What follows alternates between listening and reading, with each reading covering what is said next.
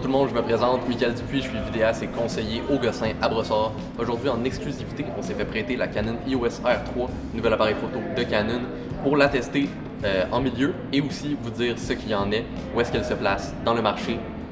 On vous présente ça.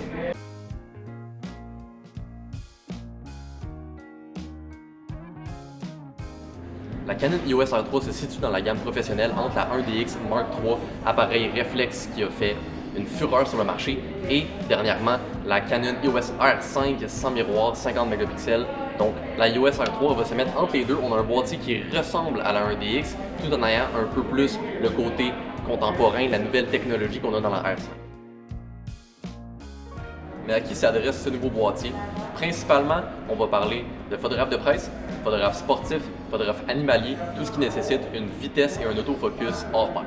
Par contre, tout ce qui va être portrait, fashion, événementiel, on a quand même un boîtier qui s'applique pour. Au niveau des caractéristiques, on parle de 24.1 mégapixels, 102 000 ISO natif, du RAW de 14 bits et on a même la stabilisation interne sur 5 axes.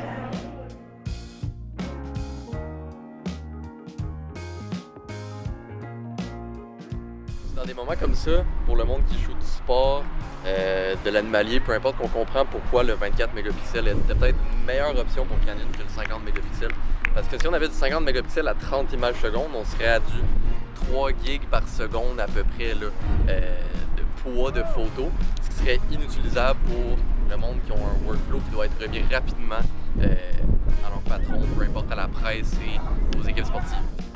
Si j'avais un mot pour décrire la Canon EOS R3, ce serait rapidité ou vitesse. En plus d'avoir une rafale à 30 images secondes dans laquelle l'autofocus suit tout le long, tout en pouvant faire du RAW 14 bits, on a un autofocus qui a été grandement amélioré. C'est un point qui a été grandement amélioré, c'est l'autofocus de reconnaissance. Donc reconnaissance de yeux, de visage, de corps, de personnes en général. On y a même ajouté la reconnaissance d'automobile. Donc tout ce qui est photographe de sport, de F1, peu importe, on peut photographier des automobiles. On a une reconnaissance qu'on va tester sur le terrain.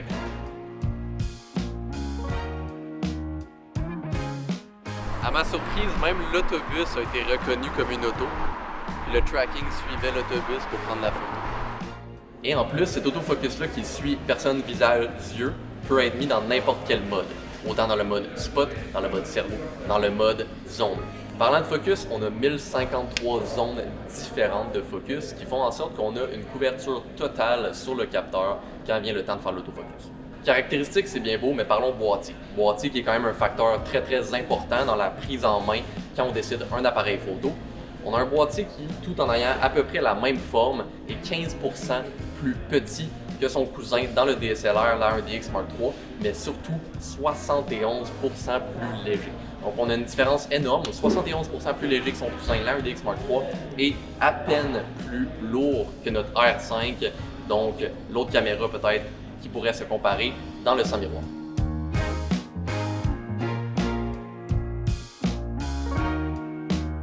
Comme sur la 1DX Mark III, on va avoir des boutons programmables et personnalisables devant la caméra, ainsi que tous nos boutons qu'on émet dans le back de la caméra, autant autour de notre écran que sur l'extension de grip qu'on va avoir en dessous ici. Un autre ajout qu'on n'avait pas sur la 1DX Mark III, mais qu'on va retrouver sur la R3, c'est notre écran pivotable ici, qui est 100% tactile. Ça nous permet de nous promener dans le menu, faire le focus. Bref, le tactile est très très intéressant. Mais en plus de pouvoir faire de la contre-plongée ou tout simplement pour le refermer, pour le protéger des intempéries, c'est un ajout qui, selon moi, est indispensable.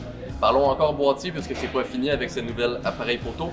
On va avoir un viseur qui a été grandement amélioré. Donc résolution, luminosité, le viseur a vraiment été grandement amélioré. Autant que le hot shoe qu'on va avoir dessus, qui va avoir un cover pour le protéger des intempéries, rendant le boîtier encore plus protégé contre l'environnement.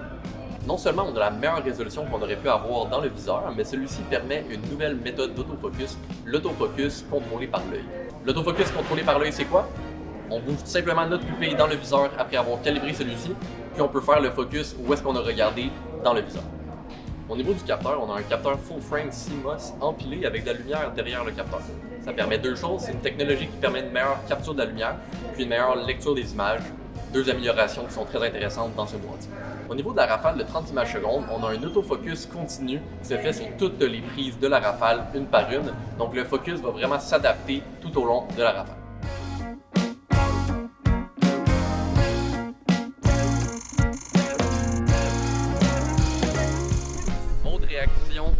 visualisation, je me suis rendu compte que les cartes CF Express, bien qu'elles ne sont pas données, sont capables de suivre la cadence qu'on leur donne. Donc je prends une rafale de 10, 15, 20 photos, je clique sur le bouton prévisualisation puis je peux les regarder presque instantanément. Donc ça c'est vraiment super, on a des cartes qui sont rendues à un niveau qu'on peut suivre une cadence de 20-30 photos secondes sans avoir à attendre un temps indéterminable pour pouvoir retourner voir nos photos puis les trier. Par-ci par-là, on a plusieurs caractéristiques et fonctions qui ont été ajoutées qui sont très intéressantes. Par exemple, on a l'anti-scintillement haute fréquence qui permet de trouver la fréquence d'un panneau, de synchroniser avec celle-ci pour ne pas avoir de problème de scintillement dans les panneaux LED, écrans de télé, etc. quand on prend nos photos. Photographe de presse, photographe sportif, je m'adresse à vous. On veut souvent un boîtier dans l'action qui ne fait pas de bruit. Eh bien, on a un mode silencieux qui a été amélioré dans la R3. Non seulement on a presque aucun bruit qui va sortir en shutter électronique de la caméra, mais on a aussi des lumières qui ont été enlevées, la lumière de focus qui a été enlevée. Bref, lumière et bruit ont été enlevés dans ce mode pour nous rendre incognito. Première chose, premier clip vidéo que je prends, ce que je remarque, c'est le silence. Je commence le clip, on est en mode silencieux. Je commence le clip, aucun bruit. Je finis le clip, aucun bruit.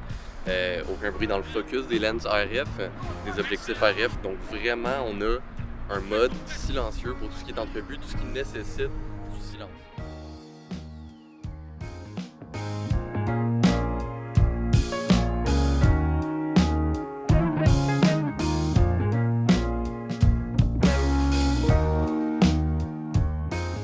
Appareil photo et appareil vidéo aussi.